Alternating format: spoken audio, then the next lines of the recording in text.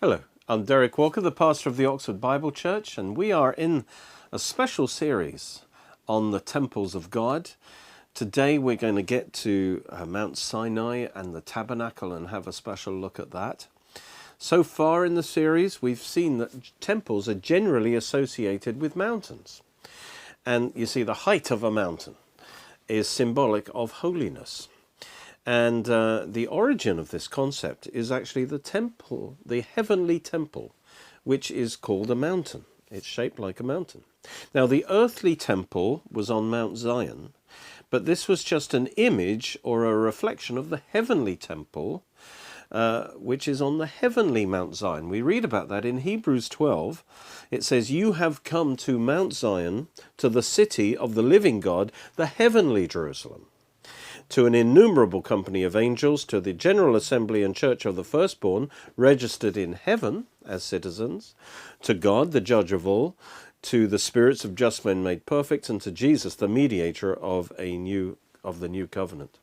And since a temple, you see, is the dwelling place of God, where God dwells with his people, then by definition, the heavenly Jerusalem, which is Mount Zion, is, in fact, the heavenly temple of God. The whole of heaven, in other words, is the special dwelling place of God. Jesus called it the Father's house. And so the heavenly temple is really the whole of heaven. And its central feature is a mountain called Mount Zion. And it's also a city, the heavenly Jerusalem. And this is the everlasting home of the redeemed men and angels, as well as the home of God, God's presence. And we see this heavenly mountain city clearly revealed in the last two chapters of the Bible. It says in Revelation 21, "Then I, John, saw the holy city, New Jerusalem, coming down out of heaven from God, prepared as a bride adorned for her husband." In other words, the city is the place where Christ and his bride will dwell together forever. "And I heard a loud voice from heaven saying, Behold, the tabernacle of God is with men, and he will dwell with them, and they will be his people. God himself will be with them and be their God." In other words, the city is the eternal dwelling place of God with man, the heavenly temple of God.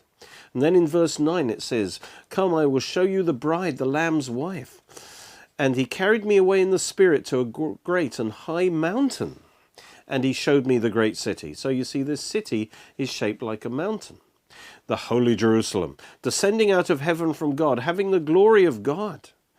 This city, you see, is the heavenly temple of God, shining with the glory of God. And then in verse 16 says, "The city is laid out as a square, its length as great as its breadth. It has a square base. And he measured the city with a reed, 12,000 furlongs, which is about 1,500 miles or so.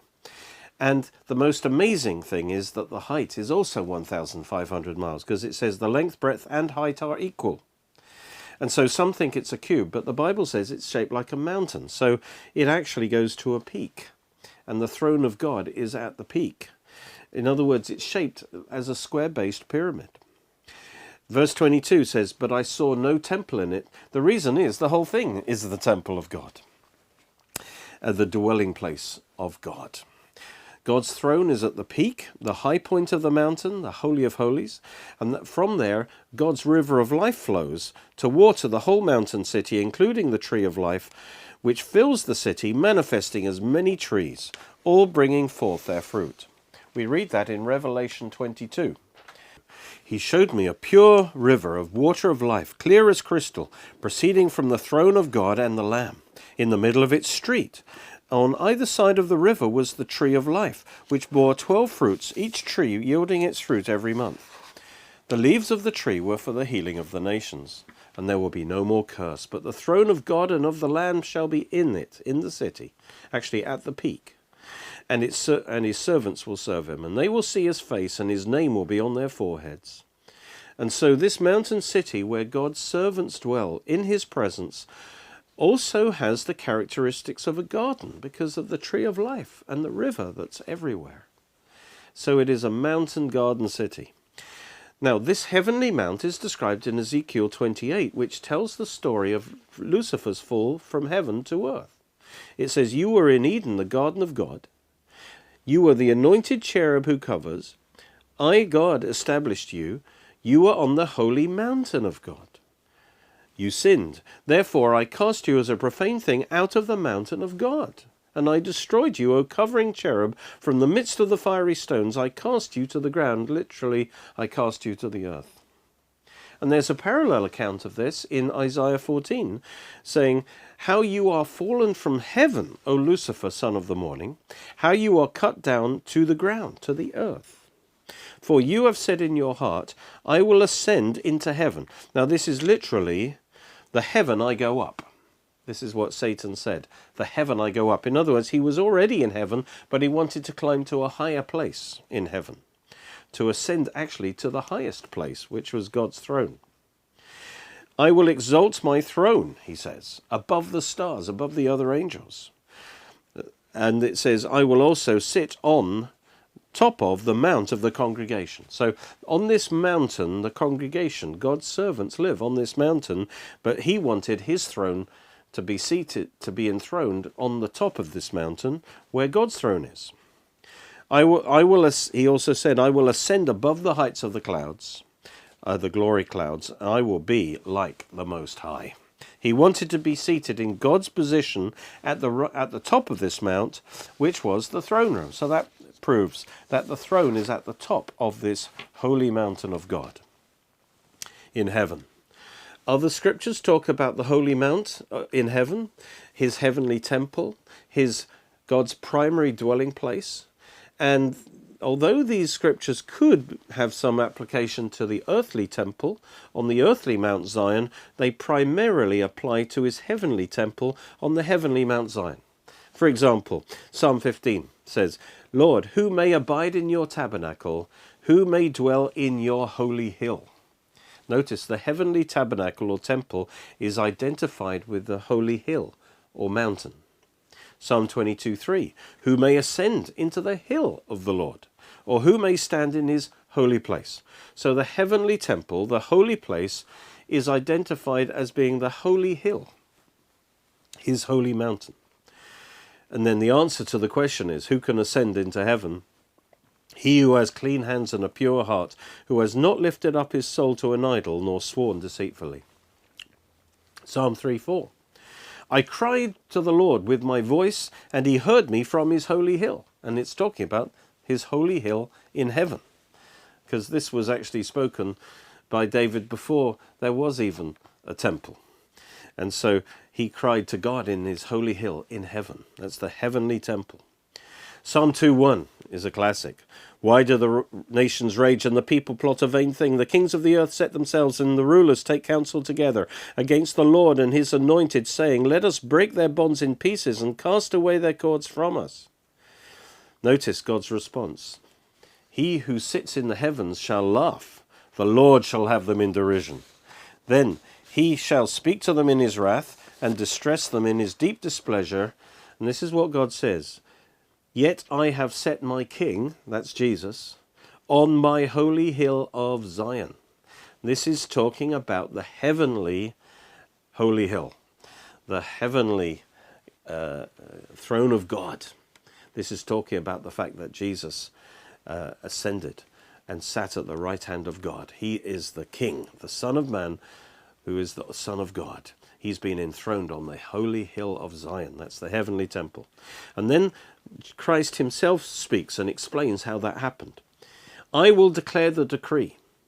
This is the decree that God spoke over Jesus when he raised him from the dead and exalted him. The Lord has said to me, you are my son, today I have begotten you. Now we know that was fulfilled at the resurrection, because Acts 13:33 says, God has fulfilled this for us their children, in that he raised up Jesus, as it is also written in the second Psalm, you are my son, today I've begotten you.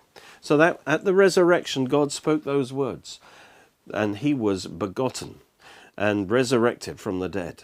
And then he was given all authority in heaven and earth, because he goes on and says, ask of me, and I will give you the nations for your inheritance, and the ends of the earth for your possession. Remember, Jesus said, all authority in heaven and earth is given to me. And he says, you will break them with a rod of iron. You will dash them to pieces like a potter's vessel.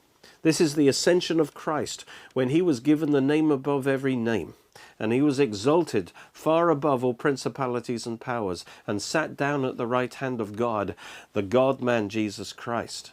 And God has established him on his holy hill as king. Praise God. He has been given all authority. Daniel 7 also talks about the Son of Man coming to the throne and receiving everlasting dominion over all the nations of the earth. And that happened at the ascension of Christ. And then, so the response to that now, in verse 10, now therefore be wise, O kings, be instructed, you judges of the earth. Serve the Lord with fear and rejoice with trembling. In other words, submit to God, submit to Christ, and rejoice in his salvation. Kiss the Son, it says, that which means worship the Son. Worship him.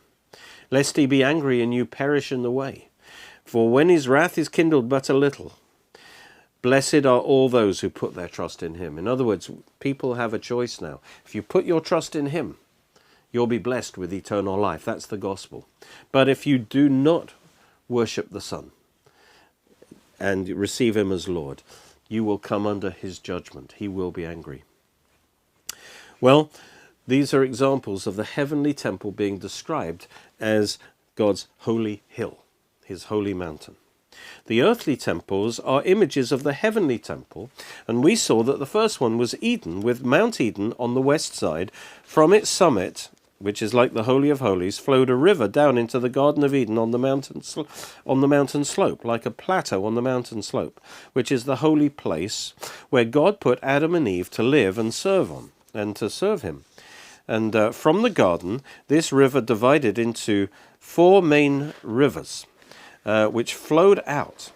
And by the way, that's just like the heavenly temple, because from the peak, the throne flows the river of life, and since the city is 4-sided, it flows out in 4 main directions. And this river from Eden watered the rest of Eden, which was further east again. That's like the outer court, and then it watered, these rivers watered the rest of the earth. And so Eden was on high ground, holy ground, where God's presence was in a special way. In other words, Eden was God's first earthly temple. And future earthly temples were patterned after Eden, such as its mountain location, being a garden sanctuary, the presence of cherubim, the 3 levels of holiness, the Holy of Holies, the holy place, and the outer court. All of these are built into the design of future temples. And the west-east orientation, with the holiest place in the west, going away from the presence of God on the east. So to approach God, you go from east to west, and you will see that in future temples. We also see the association of mountains with temples in the next earthly temple, which is the Tabernacle at Mount Sinai. When Moses fled from Pharaoh when he was 40, he went to Midian, and that's in Saudi Arabia, and married Jethro's daughter and became a shepherd. Let's read that. Now Moses was tending the flock of Jethro, his father-in-law, the priest of Midian. And he led the flock to the back of the desert and came to Horeb, the mountain of God. Notice, this is a holy mountain. And the angel of the Lord appeared to him in a flame of fire from the midst of a bush. God called to him from the midst of the bush and said, Moses, Moses. He said, Here I am. And then he said, Do not draw near this place. Take your sandals off your feet, for the place where you stand is holy ground. We're going to see Mount Sinai becomes a temple of God for a time. This is a holy place. And he tells Moses to deliver the Israelites. And then he says, I'll certainly be with you, and this will be a sign that I've sent you. When you've brought the people out of Egypt, you will serve God on this mountain. And so, notice, Mount Sinai is called the mountain of God. This mountain is a holy place, like a temple of God, where Israel will worship and serve him in his presence.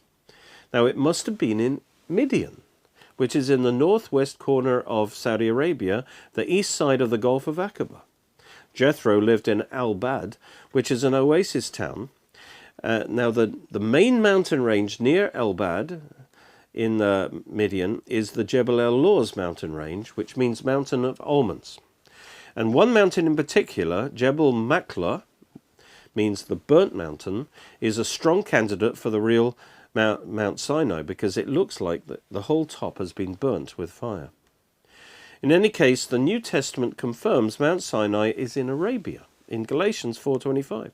And the context of that is that Paul is relating Mount Sinai to Hagar and Ishmael, who lived east of the Sinai Peninsula. And so that confirms that Mount Sinai is in Saudi Arabia. He's referring to Mount Sinai in Saudi Arabia, not in the Sinai Peninsula, where the traditional Mount Sinai is, which was wrongly identified by Helena, mother of Constantine, in the 4th century. So don't let that confuse you. After the Exodus, Israel travelled across the Sinai Peninsula, then crossed the Gulf of Aqaba, where the Egyptian army was drowned. Then they travelled to the mountain of God in Midian, near where Jethro lived. So that's why Exodus 18:5 says, Jethro, Moses' father-in-law, came with his sons and wife to Moses in the wilderness, where he was encamped at the mountain of God. Then it says, so Israel camped there before the mountain, and Moses went up to God, and the Lord called to him from the mountain. Notice that God now has made this mountain his temporary dwelling place or temple, so that God actually lived and spoke from the top of Mount Sinai. That's like the Holy of Holies. And Moses approached God by climbing the mountain. God told Moses, in verse 11, let them be ready for the 3rd day, for on the 3rd day the Lord will come down on Mount Sinai in the sight of all the people, and you will set bounds for the people all around, saying, take heed to yourselves that you do not go up to the mountain or touch its base. Whoever touches the mountain shall surely be put to death. Because of the holiness of the temple, which comes from the presence of God there, the people were not allowed access. And then it came to pass on the 3rd day in the morning that there were thunderings and lightnings and a thick cloud on the mountain, and the sound of the trumpet was very loud, so that all the people who were in the camp trembled. And Moses brought the people out of the camp to meet with God. And they stood at the foot of the mountain. Now Mount Sinai was completely in smoke, because the Lord descended on it in fire. Its smoke ascended like the smoke of a furnace, and the whole mountain quaked greatly. And when the blast of the trumpet sounded long and became louder and louder, Moses spoke, and God answered him by voice. Then the Lord came down on Mount Sinai on the top of the mountain, and the Lord called Moses to the top of the mountain, and Moses went up. And the Lord said to Moses, go down and warn the people, lest they break through to gaze at the Lord, and many of them perish. Also let the priests who come near the Lord consecrate themselves, lest the Lord break out against them. See, the priests actually had closer access to the base of the mountain where the altar was, and the rest of the people had to go further away. But even the priests were in danger if they were not consecrated. And then in Exodus 20, God spoke the 10 commandments in the hearing of all the people. And it says, now all the people witnessed the thunderings, the lightning flashes, the sound of the trumpet, and the mountain smoking. And when the people saw it, they trembled and stood far off. And then they said to Moses, you speak with us and we'll hear, but let not God speak with us, lest we die. They are so aware of the power and the majesty of God. And so the people stood afar off, but Moses drew near the thick darkness where God was. Then the Lord said to Moses, thus shall you say to the children of Israel, you have seen that I talked with you from heaven. They heard God's voice speaking from the Holy of Holies at the top of the mountain. And then God gave Moses more instructions on the mountain. And that's chapters Exodus 20 to 23. And then they laid plans, God, for the next meeting. That's in Exodus 24:1. Now God said to Moses, come up to the Lord, you and Aaron, Nadab and Abihu, and 70 of the elders of Israel, and worship from afar. And Moses alone shall come near the Lord, but they shall not come near, nor shall the people go up with him. So notice there are different levels of holiness. The people are not allowed even near the base of the mountain. Moses alone was able to go right up near the Lord, who was at the summit in the Holy of Holies, but the 70 elders and Aaron could go halfway up, and which is like the holy place. It's like the plateau. It's the holy area. And then the priests would operate at the base of the mount where the altar was. and the rest of the people had to stay outside the boundary stone. So there are different levels of holiness. And at this point, the people affirmed the covenant. And so it says, Moses came and told the people all the words of the Lord and all the judgments. And all the people answered with one voice and said, all the words which the Lord has said we will do. And Moses wrote all the words of the Lord, and he rose early in the morning and built an altar at the foot of the mountain. The altar is always in the outer court. And 12 pillars according to the 12 tribes of Israel. So the altar is always an essential part of any temple if there's sin, because you can't approach God without a sacrifice, without the blood. This altar at the foot of the mountain was the outer court of this temple. Then it says he sent young men of the children of Israel who offered burnt offerings and sacrificed peace offerings of oxen to the Lord. And Moses took half the blood and put it in basins, and half the blood sprinkled on the altar. Then he took the book of the covenant and read it in the hearing of the people. And they said, all that the Lord has said we'll do, and be obedient. And Moses took the blood and sprinkled it on the people, saying, this is the blood of the covenant which the Lord has made with you according to these words. So this is when the actual covenant was made. Then Moses went up, as also Aaron, Nadab and Abihu, and 70 of the elders of Israel, and they saw the God of Israel. And there was under his feet, as it were, a paved work of sapphire stone, and it was like the very heavens in its clarity. But on the nobles of the children of Israel he did not lay his hand. So they saw God, and they ate and drank. And this is the representatives of Israel, the leaders, having a covenant meal with God.